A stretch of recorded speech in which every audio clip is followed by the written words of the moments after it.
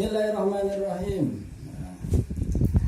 An Abi Sa'labah Al-Khushani radhiyallahu anhu qala qultu ya Rasulullah inna bi ardi qaumi ahli kitab afala qulu fi aniyatihim qala la taqulu fiha illa an tajidu ghayraha faghsiluha wa qulu fiha.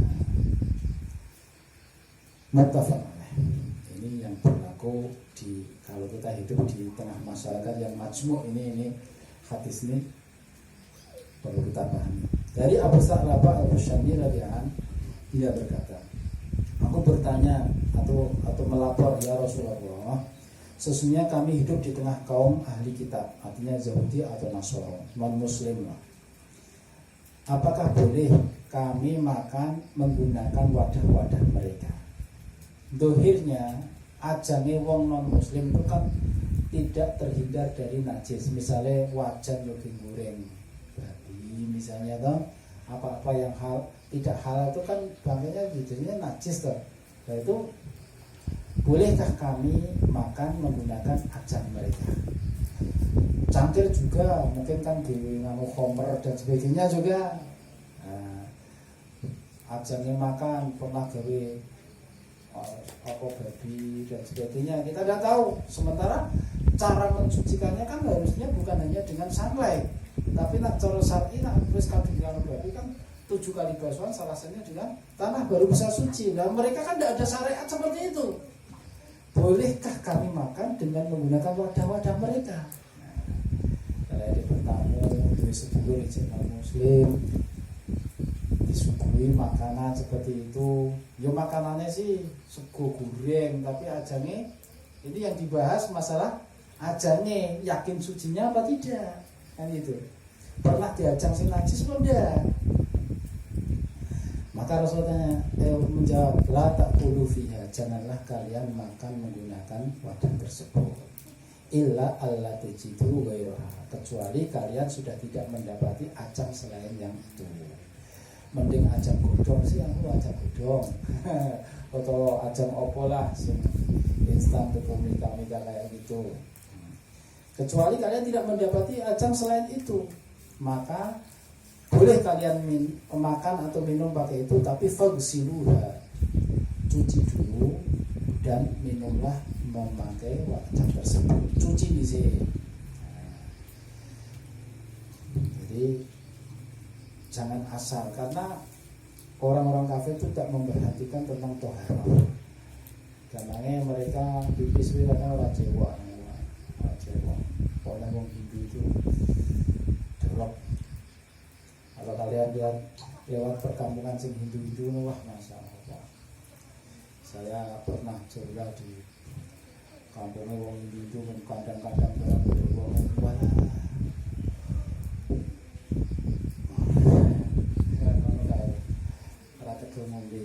saya di Sugawitan tapi lah ning meja iki sapi Pak, maksud sapi iki nguyuh ning kono. Nguyuh, sapi iki luwih dhuwur daripada awake dhewe nggih. Uyuhe nyiprat ning kono wedan iki. Jadi minum oleh mereka. Kita yo piye iki? Nah, ora diminum tersinggung, diminum rasane piye? Aku yo ngaku poso. Maksud tak tafsiri di poso kan maknanya habis, menahan diri dari minum ini. Orang poso syar'i iki ora poso iki. Poso dari ini ya. Kono koyo tak pangan. Itu. Lah ngono dhewe pas kita namu kecipratan itu loh, Pak. Sapi nguyuh nyipratnya kono. Lah nak madhab Hanafi memang orang najis itu, Pak. Tapi kita tur yo ora najis ki nak uyuhe campur wedang iki yo piye rasane iki ora batek angin. Ya sing rahapno yo masyaallah. Saya di Bangladesh tuku wedang jeruk itu, sana itu sangat sederhana. Wedang jeruk dan jeruk diperes gitu, Pak. Tapi ra disaring, campur apa sih? Saya tak suruh nyaring. Kiwase tak cekone sarungnya sing dienggo ora mesti Pak, sarungnya. Wah, aku langsung roh kayak orang ini wong ireng, keringetan mabuk, soalnya sing dienggo iki langsung dinyadai nyaring. Wedang jeruk, waduh. Roh di depan mata nak ora-ora karuan. Akhirnya kali Pak mak ora. Ombe Pak. Ustaz, gimana bersyukur nanti masalah iya berkah coba cuma kali lah gimana rasanya rasa tanah aku sih ngakon tapi aku lakoni lawang kayak gitu mereka itu. Jadi masalah kebersihan tuh enggak begitu, jadi kebersihan mungkin ini. Ini apalagi ahli kitab ya seperti itulah. Mereka tidak terlalu memperhatikan tentang kesucian, baik kesucian diri ataupun wadah. Makanya ini sahabat mungkin hidup masih di tengah-tengah seperti itu, maka bagaimana kalau kami disukun dilalas seduluri iji ono ahli kitab orang non muslim, bolehkah kami minum atau makan memakai wajan ajang mereka? Jangan, kecuali tidak ada yang lain tapi dicuci fisik. Nah, seperti itu.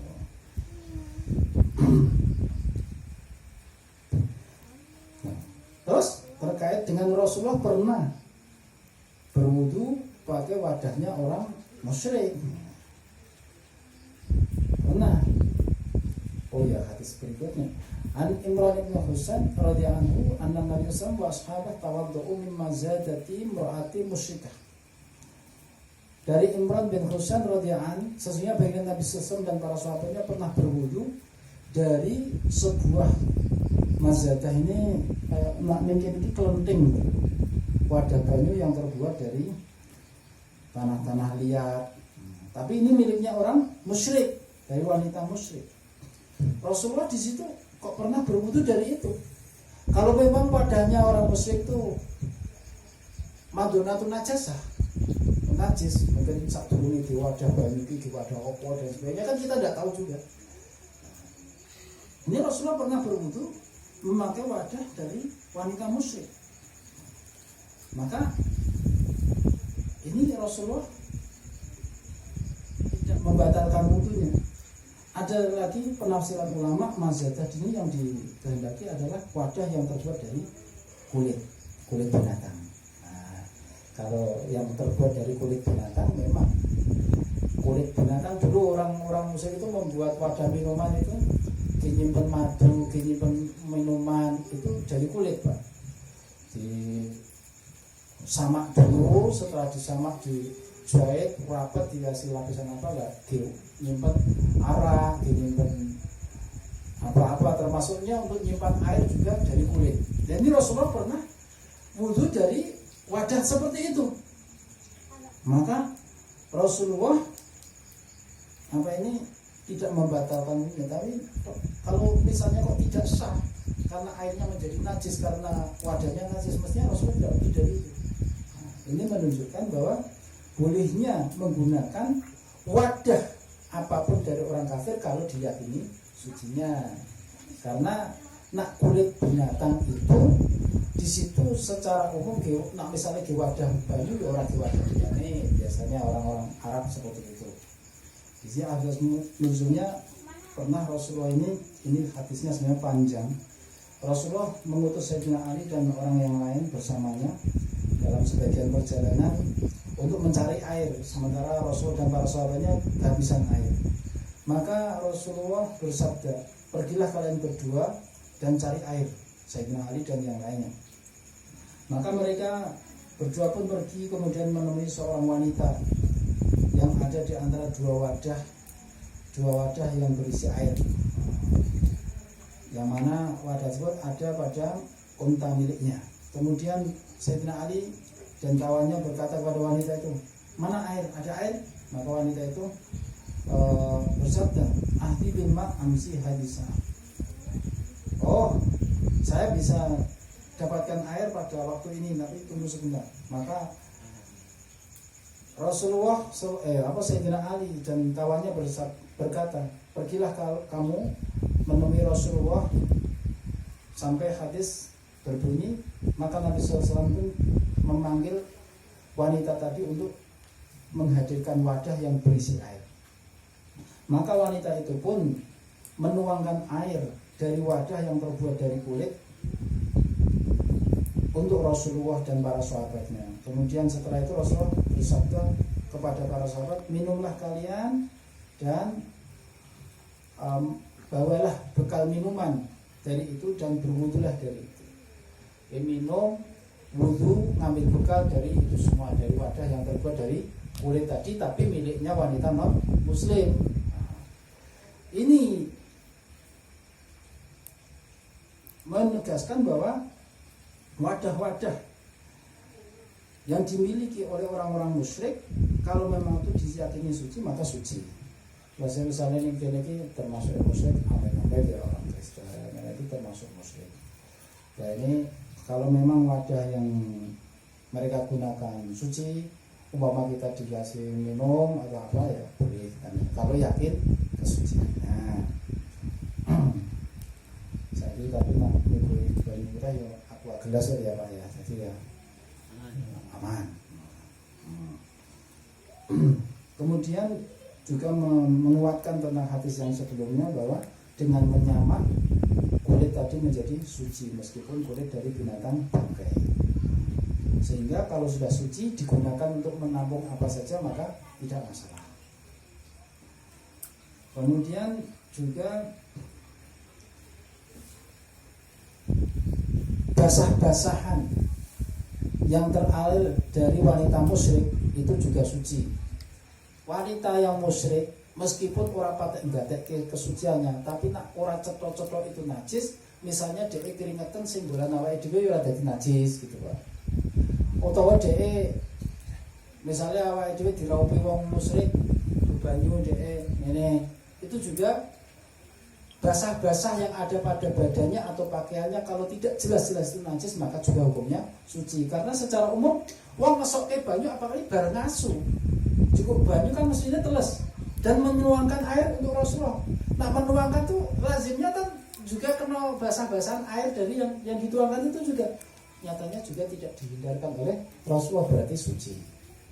Itu mau orang konjur wong Islam jelas Islam sholat ning kono dipel. Ora gek keringete wong musyrik wae apa? Suci gitu. Dan agam itu suci. Kecuali nak keringete mengalir barengan karo golek. Lah kuwi ya jelas memang najis. Dan Islam itu dengan seperti ini tampak mudah. Hukum Islam itu mudah, murah, gampang lah. Syariatnya gampang Islam itu. Orang mau banyu itu ya tayamum. Sholat musafir repot, sepatang rakaat jadi 2 rakaat. Sing 2 waktu dadek sak waktu. Kan gampang.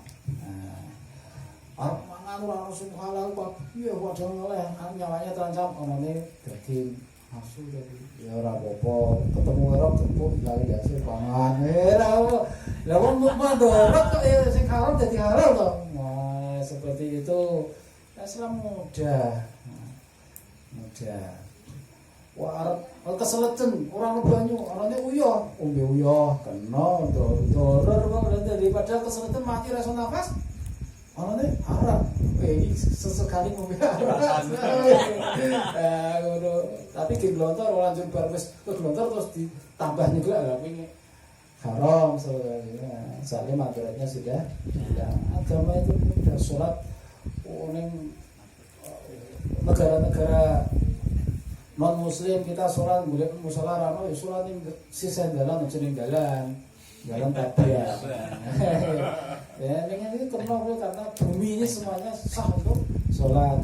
Arab sholat hadap kiblat, orang ketika kiblatnya ijtihad. Ini wah Gunung Arang ini kalau lazimnya nak kira-kira letak geografis Gunung Arang berarti kiblatnya kono lah kulon nak cara wong Jawa ini kulon berarti kulonnya kono gitu. Meskipun tidak 100% benar, bahkan mungkin 50% aja tidak mungkin benar. Mungkin kenyataannya madhep ngalor tapi mantep iki madhep kiblat karena memang tidak tahu arah. Boleh. Gampang orang itu sholat kudu ngerti kiblat secara pasti kudu nggo kompas ngene ora ijtihad terus ngono wis wah iki kudu ngendi. Ya wis karena buta arah ijtihad dengan cara bagaimana wah iki letak geografisnya di mana berarti kulon kira-kira ngendi. Wis ngono wae. Ah.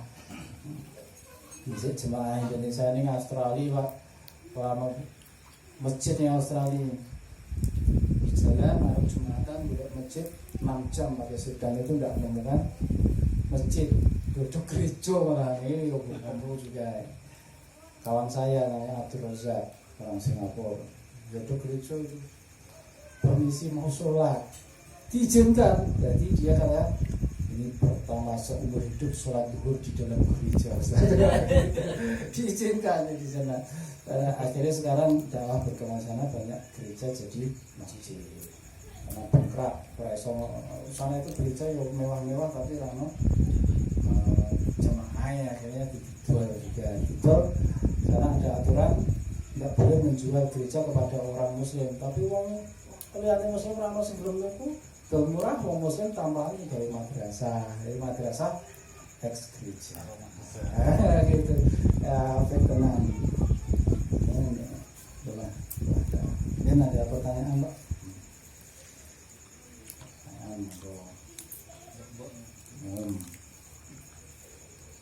Di luar rumah juga tidak apa-apa, sambil minum.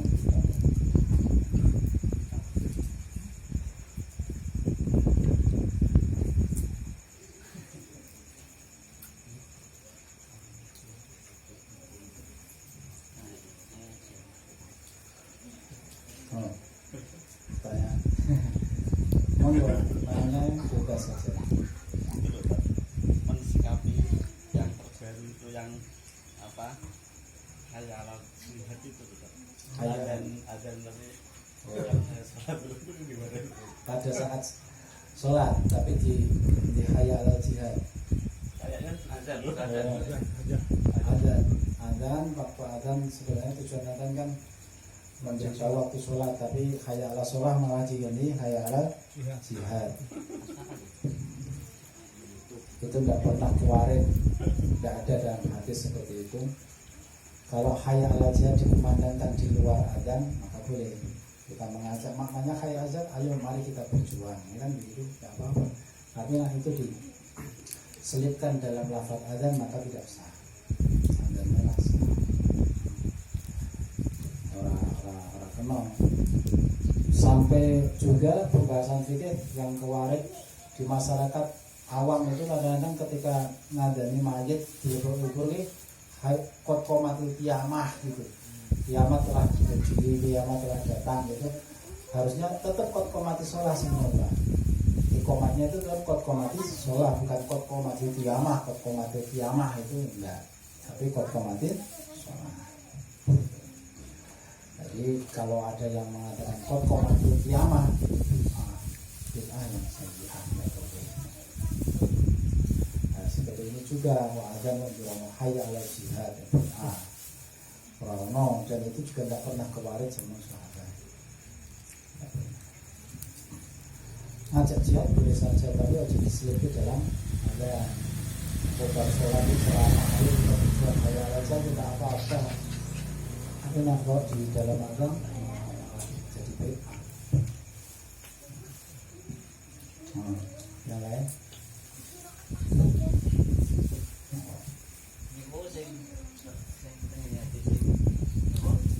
Rasul mengatakan kalau nerak nemu kewadaryo, yo membawa sik niku cara membae pripun? Di sini memang tidak ada taksis hadis harus misalnya satu salatin itu nabi turab, tidak. Karena kita hanya itu kan najis yang pernah melekat pada piringnya itu juga tidak diyakini apakah najis mughalladhah atau tidak. Sehingga di sini di hadis sarahnya juga tidak mengatakan harus dibasuh 7 kali, salah satunya harus dengan debu. Kecuali nyata-nyata memang itu berarti gunakan wadah najis yang mughalladhah. Misalnya dia punya 100 piring, di antara 100 piring belum karuan kabeh gawe wadah